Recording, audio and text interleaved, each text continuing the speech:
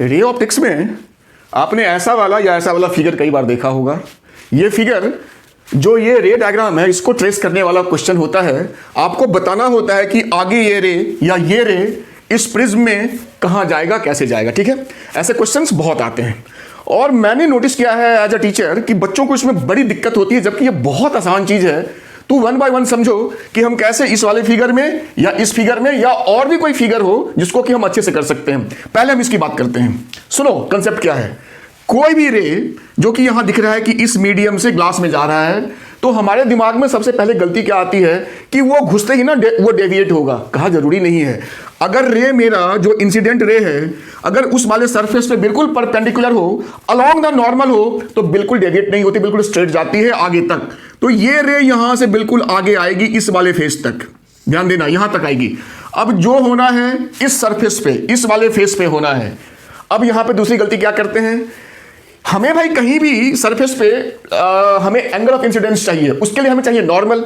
लोग क्या करते हैं, इस वाले सरफेस पे मैं यहां दिखाता हूं, ऐसे नॉर्मल खींचते हैं, ऐसे नॉर्मल खींच लेते हैं। गलती, ये बिल्कुल नहीं खींचना है। देखो सरफेस ये है तो उस पर नॉर्मल यानी परपेंडिकुलर मेरा ये होगा, ये ना कि ये होगा। इसको मैं मिटाता हूं, ये नॉर्मल नहीं होगा, तो ये गलती नहीं करना। अब देखो तुम्हारा यहां पे एंगल जो है मेरा आई वो आ गया। अब आगे क्या करना है, तुम्हें इस ग्लास का एन रिफ्रैक्टिव इंडेक्स गिवन होगा और साइन आई सी मतलब क्रिटिकल एंगल 1/n होता है। इससे आपका आईसी आ जाएगा। अब आईसी अगर आपके आई के बराबर आ गया, लेट सपोज कंडीशन नंबर 1, तो ये रे इस सरफेस के अलोंग ग्रेज करता हुआ चला जाएगा। अगर मेरा आई आईसी से बड़ा आ गया तो ये रे मेरा यहां से TIR करेगा उसी मीडियम में यानी ग्लास में ही।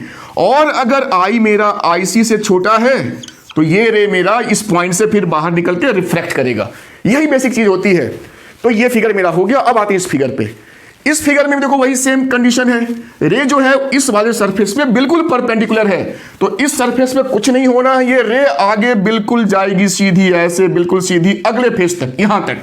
अब जो होना है यहां होना है। फिर क्या करना है, मैंने बताया था यहां पे नॉर्मल ऐसे खींचना, दिस इज योर नॉर्मल। ये तुम्हारा एंगल ऑफ इंसिडेंस, फिर इसका तुमको n गिवन होगा। अब तुम इसका n जो है तुम उससे तुम्हारा IC निकल जाएगा इस फॉर्मूला से। फिर तुम ये तीनों कंडीशन को मिलाओगे, तुम्हारा आंसर आ जाएगा। एक चीज और, ये जो 60 डिग्री है तो ये भी 60 होगा, चूंकि ये इक्विलेटरल ट्रायंगल है। ये 90 है तो ये 30 होगा, तो आई मेरा 60 होगा। बच्चों वाली चीज यहां भी बता देता हूं, ये मेरा 60 है तो ये मेरा 30 होगा, ये 90 है तो ये मेरा 60 होगा, तो यहां पे आई मेरा 30 डिग्री होगा।